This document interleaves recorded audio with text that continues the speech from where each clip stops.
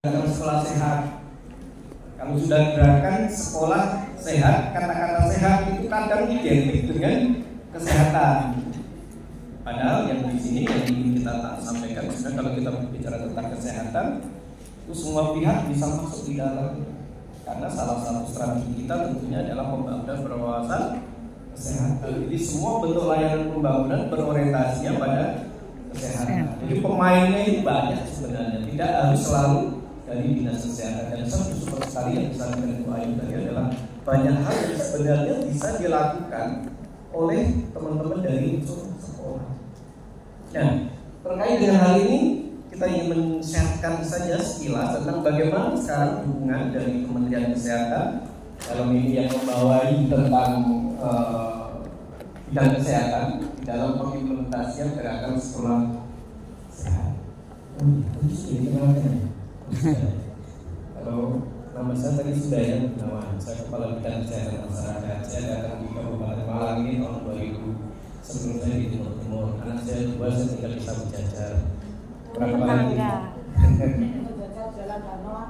Saya yang bukan di Danau itu kan komplek yang elit-elit. Saya penyindiran. Saya itu di Kabupaten Malang. Saya di Kapi-Kapian. Oh, Jalan Kapriworo. Ya, saya di Jakarta. Ada apa dekat? Kalau ketemu dengan ini kayaknya saya kayak reuni berapa puluh tahun yang lalu gitu ya. Karena kebetulan mertua saya dua-duanya guru. Bapak saya kepala sekolah, ibu saya dari sekolah SD. Jadi kalau masih kantor dinas itu saya masih ingat dulu waktu ngurusin meninggalnya itu datang ke sini. Ini ke sana ya, ke sini ya, terus saya.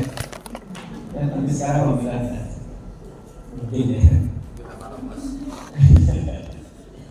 Ya, tidak apa-apa, karena itu dulu disuruh masuk ke dinas dia nggak perkenan. Saya tak jadi pemilik sekolah aja.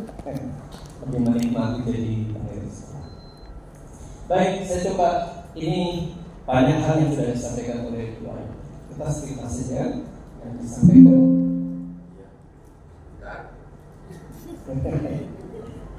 Nah, ini tadi sebenarnya sudah disampaikan oleh Bu Ayu atas apa yang kenapanya atau apa saja yang dilakukan di sekolah. Kalau ini yang kita tekankan di sini adalah sebenarnya ini loh dasar alasannya kenapa kita sekarang ini banyak menggarap dari teman-teman kelompok-kelompok anak-anak di usia di mana tingkat pertumbuhannya itu yang paling besar, mulai dari tingkat SD, SMP dan SMA. Karena secara perkembangan titik maksimal perkembangan itu usia-usia di atas atau di bawah 10 tahun, 15 tahun. Itu adalah masa-masa di mana semua proses pertumbuhan maupun perkembangan itu terbangun di situ. Sehingga sangat strategis sebenarnya peran dari teman-teman di level di tingkat SMP untuk bisa menggerakkan potensi-potensi yang ada di individu anak didik kita dalam rangka untuk melakukan optimalisasi percepatan pertumbuhan dan perkembangan. Kalau sudah masa-masanya di atas 15 tahun sampai dengan di tahun 2020 di usia 20 itu sudah mulai stagnan. Dan kalau dilihat dari mana yang laki-laki sama perempuan, memang tingkat pertumbuhan perkembangannya lebih cepat itu adalah di anak-anak yang laki-laki, tetapi yang perempuan, tetapi masa panjangnya itu adalah di anak. Ya, jadi jangan heran kadang anak perempuan itu kelihatan sudah sangat dewasa sekali atau sangat maju sekali, tapi pada satu titik tertentu itu akan terlewati dengan anak-anak yang laki-laki. Makanya kadang anak laki-laki itu kelihatan pinternya itu di akhirat menjalan-jalan. Iya, betul Pak. Memang seperti itu. Saya dulu sama adik saya juga SD saya masuk sama. Dia juara kelas, saya belum. Tapi lama-lama tak lewati. Nah, kemudian di dalam tingkat perkembangan pematangan sendiri juga sangat kelihatan sekali bahwa tren dari pematangan si anak memang dia maksimal sampai dengan usia 20 tahun. Makanya betul-betul tadi yang disampaikan Bu Ayu harus mulai kita garap mulai sekarang. Terutama kaitannya dengan bagaimana membangun apa itu namanya kesiapan mentalitas dari anak. Persepsi terbangun, gaya hidup terbangun, kemudian pokoknya banyak hal yang kayaknya ini kesiapan dia untuk melanjutkan di masa berikutnya itu adalah di usia di bawah 20 tahun. Itu adalah masa untuk pertumbuhan dan perkembangan. Nah, makanya pada saat anak kemudian remaja menuju ke arah dewasa, di situ ada masa transisi baik itu biologis, sosial, psikologis maupun intelektualnya. Dibutuhkan bagaimana peran kita bersama untuk mendampingi. Tidak mudah, teorinya gampang, prakteknya sulit. Selain saya sudah punya banyak, tapi giliran saya menghadapi anak saya sendiri, wah ternyata tidak semudah waktu saya mengusut slide. Ya, anak saya juga sekarang juga masa-masa kritis. Ya masa-masa dia sekarang kuliah dengan tingkat awal bukan masa-masa kritis.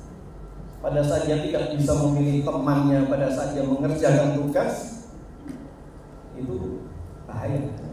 Jadi ibunya kritis. Kamu rumahnya siapa? Temanmu siapa? Diajak ke sini, kenalan dulu. Ya sama dengan nanti kamu jam berapa pulang? Saya pulang jam 2 dini hari, tidak masalah. Kamu tidur di mana? Kasih bapaknya coba kunci ya. Sebelum dijawab. Dan dia sekolahnya kalau di teknik itu kan sulit ya untuk memprediksi. Kadang jam 3 bangun, nah nanti saya dibangunkan jam 7 saya sekarang lagi. Setelah sholat subuh, jangan tidur dulu lagi. Nah ini masa-masa ini butuh sekali untuk dampingan kita. Ya.